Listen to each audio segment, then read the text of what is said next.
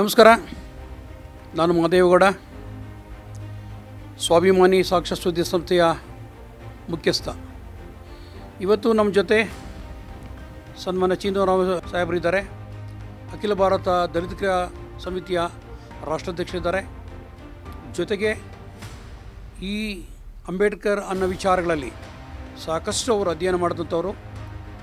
ಇವತ್ತಿನ ವಿಚಾರ ಎಲ್ಲಿಗೆ ಬಂದುಬಿಟ್ಟಿದೆ ಅಂತಂದರೆ, ಮೀಸಲಾತಿ ಈ ರಾಜ್ಯದಲ್ಲಿ ಏನು ನಡೀತಿದೆ, ಮೀಸಲಾತಿ ವಿಚಾರದಲ್ಲಿ ಮೀಸಲಾತಿ ವರ್ಗೀಕರಣ ಎಲ್ಲಿವರೆಗೆ ಸಾಗಿದೆ, ಎತ್ತ ಸಾಗಿದೆ, ಯಾರಿಗೆ ಈ ಮೀಸಲಾತಿ ತಲುಪ್ತಿದೆ ಅನ್ನೋ ವಿಚಾರದ ಬಗ್ಗೆ ನಮ್ಮೊಂದಿಗೆ ಚರ್ಚೆ ಮಾಡಲಿಕ್ಕೆ, ಆ ಬಗ್ಗೆ ವಿಮರ್ಶೆ ಮಾಡಲಿಕ್ಕೆ ಸನ್ಮಾನ್ಯ ಚೀನರಾಯರು ಇದ್ದಾರೆ. ಚೀನರಾಮಣ್ಣವರೇ ನಮಸ್ಕಾರ. ತಾವು ದಯಮಾಡಿ ಇವತ್ತು ಈ ರಾಜ್ಯದಲ್ಲಿ ನಡೀತಕ್ಕಂಥ ಮೀಸಲಾತಿ ವರ್ಗೀಕರಣದ ಬಗ್ಗೆ ತಾವು ತಮ್ಮ ಅನಿಸಿಕೆಗಳನ್ನು ಹಂಚ್ಕೊಬೇಕು, ಈ ರಾಜ್ಯದ ಜನತೆಗೆ, ಈ ರಾಷ್ಟ್ರದ ಜನತೆಗೆ ತಿಳಿಸ್ಕೊಡ್ಬೇಕು ಅಂತಂತೇಳಿ ತಮ್ಮಲ್ಲಿ ನಾನು ಮನವಿ ಮಾಡಿಕೊಡ್ತಿದ್ದೇನೆ. ಇವತ್ತು ರಾಷ್ಟ್ರದಲ್ಲಿ ಬಾಬಾ ಸಾಹೇಬ್ ಅಂಬೇಡ್ಕರ್ ಅವರು ಜೀವನದುದ್ದಕ್ಕೂ ತಮ್ಮದೇ ಆದಂಥ ಹೋರಾಟಗಳ ಮಧ್ಯೆ ಅವರು ವಿಷ ಕುಡಿದು ನಮ್ಗೆ ಅಮೃತ ಕೊಟ್ಟು ಮೀಸಲಾತಿಯನ್ನು ತಂದು ಕೊಟ್ಟೋದ್ರು ಪರಿಶಿಷ್ಟ ಜಾತಿ ವರ್ಗಗಳಿಗೆ. ಆದರೆ ಇವತ್ತು ಮೀಸಲಾತಿ ವರ್ಗೀಕರಣದ ಬಗ್ಗೆ ನಾಟಕಗಳ ಮೇಲೆ ನಾಟಕಗಳನ್ನು ಪ್ರದರ್ಶನ ಮಾಡ್ಕೊಂಡು ಬಂದಿದ್ದಾರೆ. ಕೆಲವು ಜಾತಿ ವ್ಯವಸ್ಥೆಯಲ್ಲಿರ್ತಕ್ಕಂಥ ಶೋಷಣೆಗೊಳಪಟ್ಟಂಥ ನಿಜವಾದ ಅಸ್ಪೃಶ್ಯ ಸಮಾಜಕ್ಕೆ ಮೀಸಲಾತಿ ಬೇಕು ಅಂತಕ್ಕಂಥ ವರ್ಗೀಕರಣದ ಬಗ್ಗೆ ಮಾತಾಡಿರ್ತಕ್ಕಂಥದ್ದು ಸರಿ ಇದೆ. ಅವರ ವರ್ಗೀಕರಣ ಜಾತಿ ಜನಸಂಖ್ಯೆಗೆ ಅನುಗುಣವಾಗಿ ಮೀಸಲಾತಿ ಸಿಗಬೇಕಾದ್ದು ಧರ್ಮ ಇದೆ. ಆದರೆ ಮೀಸಲಾತಿ ವರ್ಗೀಕರಣ ಸಿಗಬೇಕಾದ್ದು ಧರ್ಮ ಇದೆ. ನಮ್ಮ ರಾಜ್ಯ ಮಟ್ಟದಲ್ಲಿ ನಾನು ಮಾತಾಡ್ತೇನೆ. ಇವತ್ತಿನ ದಿನದಲ್ಲಿ ರಾಜ್ಯ ಮಟ್ಟದಲ್ಲಿ ಮಾದಿಗರ ಹೋರಾಟಗಳು ಜೋರಾಗಿ ನಡೆದವು. ಎಲ್ಲ ಕಡೆಯೂ ಮಾದಿಗರಿಗೆ ಮೀಸಲಾತಿ ಕಡಿಮೆ ಆಗಿದೆ, ಅವ್ರಿಗೆ ನ್ಯಾಯ ಸಿಗಬೇಕು ಅಂತಕ್ಕಂಥ ಹೋರಾಟದಲ್ಲಿ ನನ್ನ ಬೆಂಬಲವೂ ಇದೆ. ಆದರೆ ಮೀಸಲಾತಿ ವರ್ಗೀಕರಣ ಆಗಬೇಕನ್ನೋದರಲ್ಲಿ ವಲೀಯರು ಹೇಳ್ತಾಯಿದ್ರು. ವಲೀಯರು ಅಂದರೆ ಅದರಲ್ಲೂ ಒಂದು ಎಡಗೈ ಬಲಗೈ ಅನ್ನೋ ಸಮಯಗಳಲ್ಲಿ ವಲಯ ಮಾದಿಗ ಅನ್ನೋದನ್ನು ಓಪನ್ ಡಿಕ್ಲೇರ್ ಮಾಡಿದ್ದಾರೆ. ನಾನು ಅದನ್ನು ಹೇಳೋದಕ್ಕೆ ನಾಚಿಕೆ ಪಡೋಲ್ಲ. ಇವತ್ತು ವಲೀಯರಿಗೆ ಮೀಸಲಾತಿನೂ ಜಾಸ್ತಿ ಸಿಗಬೇಕು ಅಂತಕ್ಕಂಥದ್ದು ಅವ್ರಿಗೆ ಕೂಗು. ಮಾದಿಗರು ಇಲ್ಲ, ವಲೀಯರು ಜಾಸ್ತಿ ತೊಗೊಂಡಿದ್ದಾರೆ ಅಂತ ಇವರು, ಅವ್ರು ಜಾಸ್ತಿ ತೊಗೊಂಡಿದ್ದಾರೆ, ಇವರಿಬ್ಬರ ಮಧ್ಯೆ ಕಿತ್ತಾಡ್ತಾಯಿದ್ರು. ನಿಜವಾದ ಅಸ್ಪೃಶ್ಯರು ಈ ವಲಯ ಮಾದಿಗರೇ. ಈ ವಲಯ ಮಾದಿಗರು ಕಿತ್ತಾಟದಲ್ಲಿ ಸ್ಪೃಶ್ಯ ಜನ ತಿಂತಾಯಿದ್ರು, ಟಚಬಲ್ ಜಾತಿಗಳು ಮೀಸಲಾತಿಯನ್ನು. ಬಾಬಾ ಸಾಹೇಬ್ ಅಂಬೇಡ್ಕರ್ ನಮ್ಮ ರಾಜ್ಯದಲ್ಲಿ 6 ಜಾತಿಗಳು ಮಾತ್ರ SC ಅಂತ ಡಿಕ್ಲೇರ್ ಮಾಡಿದ್ರು. ಅವತ್ತು ಮೈಸೂರು ಮಹಾರಾಜರು ಕರ್ನಾಟಕದ ರಾಜ್ಯಪಾಲರಾಗಿದ್ದರು. ರಾಜ್ಯದಿಂದ ರೆಕಮೆಂಡ್ ಮಾಡಿದಂಥ 6 ಜಾತಿಗಳು ಮಾತ್ರ SC ಅಂತ ತೀರ್ಮಾನ ತೊಗೊಂಡಿದ್ರು. 6 ಜಾತಿ SCಗಳಂತ ಹೇಳಿದ್ಮೇಲೆ ಇವತ್ತು 95 ಜಾತಿಗಳನ್ನು ರಾಜಕೀಯ ಪಕ್ಷದ ವೋಟ್ ಬ್ಯಾಂಕ್ಗಾಗಿ ಸೇರಿಸಿದ್ದು ಯಾಕೆ ಅಂತ ಇವತ್ತು ನಾನು ಪ್ರಶ್ನೆ ಮಾಡಲ್ಲ. ಆದರೆ 6 ಜಾತಿಗಳು ಜಾತಿ ಜನಸಂಖ್ಯೆ ನೋಡುವಾಗಿ ಮೀಸಲಾತಿ ಸಿಗಬೇಕು ಅಂದಾಗ ನಾಗಮೋಹನ್ ಸದಾಶಿವ ಆಯೋಗ ಬಂತು. ಸದಾಶಿವ ಆಯೋಗ ಸರಿಯಾಗಿ ಮಾಡಲಿಲ್ಲ ಅಂತಕ್ಕಂಥ ಮಾತನ್ನು ಸದಾನಂದ ಗೌಡರು ಅದನ್ನು ಮುಖ್ಯಮಂತ್ರಿ ಇದ್ದಾಗ ಮಾಡಿದರು. ಅದನ್ನು ರಿಜೆಕ್ಟ್ ಮಾಡಿದ್ರು. ಪಾಪ ನಮ್ಮ ಸಿದ್ದರಾಮಯ್ಯನವರು ಅಹಿಂದ ನಾಯಕರು ಅವರು ಭಾಳ ಗಟ್ಟಿ ಧೈರ್ಯ ತಗೊಂಡು ನಾಗಮೋಹನ್ ದಾಸ್ ಆಯೋಗವನ್ನು ರಚನೆ ಮಾಡಿದ್ರು. ನಾಗಮೋಹನ್ ದಾಸ್ ಆಯೋಗ ರಚನೆ ಮಾಡಿದಾಗ ನಾಗಮೋಹನ್ ದಾಸರು ಸ್ಪಷ್ಟವಾಗಿ ಹೇಳಿದ್ರು, ನೋಡಿ AKAD ಅನ್ನೋದರಲ್ಲಿ ಒಂದು ಕಡೆ AK ಅಂದರೆ ವಲಯ, AKAD ಅಂದರೆ ಮಾದಿಗ, ಒಂದು ಕಡೆ AK ಅಂದರೆ ಮಾದಿಗ, ಒಂದು ಕಡೆ AD ಅಂದರೆ ವಲಯ ಅಂತಕ್ಕಂಥ ವಿಚಾರಗಳನ್ನು ಗಣ್ಯಕ್ಕೆ ತೊಗೊಳ್ಬೇಡಿ. ಅದನ್ನು 101 ಜಾತಿಗಳು ಇವತ್ತಿದ್ದಾವೆ.